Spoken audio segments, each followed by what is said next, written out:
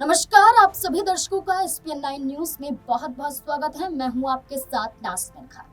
जब जब रामपुर की चर्चा होती है तब तब आजम खान का जिक्र ना किया जाए ऐसा हो ही नहीं सकता है। आजम खान के योगदान को पूरा रामपुर जानता है और आजम खान को सिर पर बैठा कर रखता है। पूरा रामपुर ही आजम में नजर आता है कि उनकी जेल में बंद होने के बावजूद भी उनका रसूख कम नहीं हुआ। लेकिन इसी रामपुर में आजम खान से जुड़ा एक विवाद भी है जो एक बार फिर सामने आ गया है। दरअसल रामपुर की सियासत में एक समय ऐसा भी था जब समाजवादी पार्टी के वरिष्ठ नेता आजम खान ने मंच से तत्कालीन जिलाधिकारी यानी कि IAS को लेकर बेहद तीखी और विवादित टिप्पणी की थी।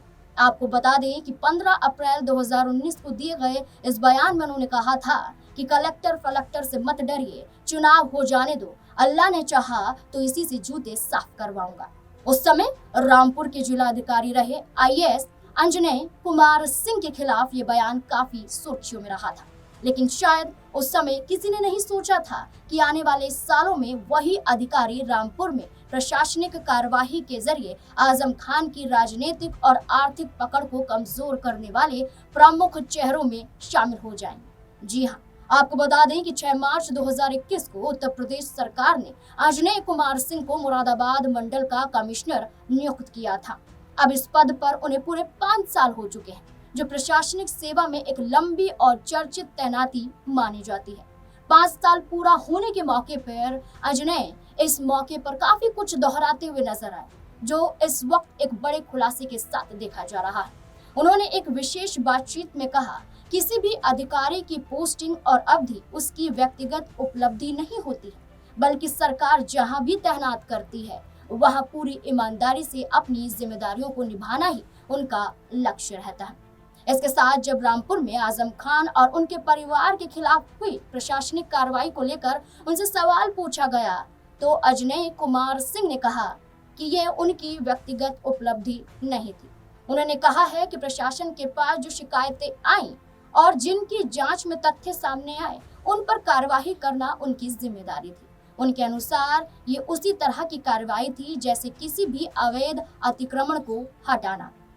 फिर जब जब उनसे पूछा गया कि आजम खान ने उनके परिवार खासकर उनकी मां को लेकर आपत्तिजनक टिप्पणी की थी तो उन्होंने कहा कि राजनीति में इस तरह की बातें अक्सर देखने को मिलती है और वह उन्हें अपने दिमाग में जगह नहीं देते हैं।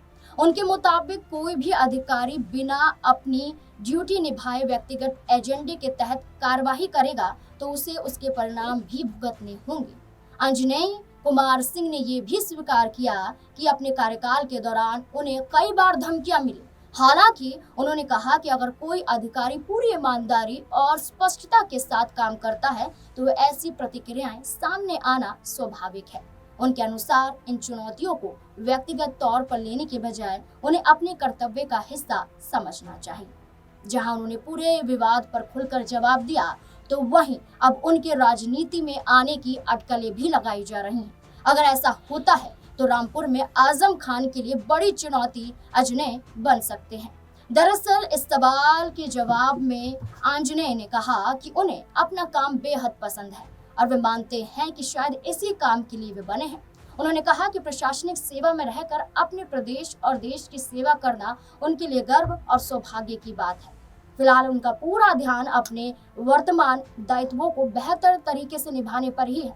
लेकिन जब ये देखा जा रहा है कि वो चर्चा करते हैं, आजम खान का जिक्र करते हैं, तो इसके बाद उंगली ये उठती है आजम खान पर कि उनका पुराना विवाद एक बार फिर से रामपुर में सामने आया है और ये विवाद क्या आजम खान का किला ढहा देगा, क्योंकि चर्चा ये है कि उस वक्त जौहर यूनिवर्सिटी को लेकर अंजनेय काफी चर्चाओं में थे क्योंकि आजम खान के खिलाफ एक बड़ा कदम उठाया गया था। इसके साथ साथ आजम खान के खिलाफ कई और भी विवाद हैं जिसमें कई अधिकारी यहाँ नजर आए थे जो सख्त कदम उठाते हुए दिखाई दिए। इसके बाद आजम खान की ये टिप्पणी कि वो उनसे जूते साफ करवाएंगे, इसके बाद ये विवाद बढ़ा और अब जाकर अंजनेय ने खुलासा किया है कि ये उनकी व्यक्तिगत उपलब्धि नहीं थी किसी को सलाखों के पीछे पहुंचाना या उनके खिलाफ कार्यवाही करना। ये बयान तो दिया गया लेकिन अब उनकी चर्चा राजनीति में आने को लेकर भी हो रही है। लेकिन इन सभी अटकलों को उन्होंने खारिज भी किया है। लेकिन 2027 के विधानसभा चुनाव में देखना होगा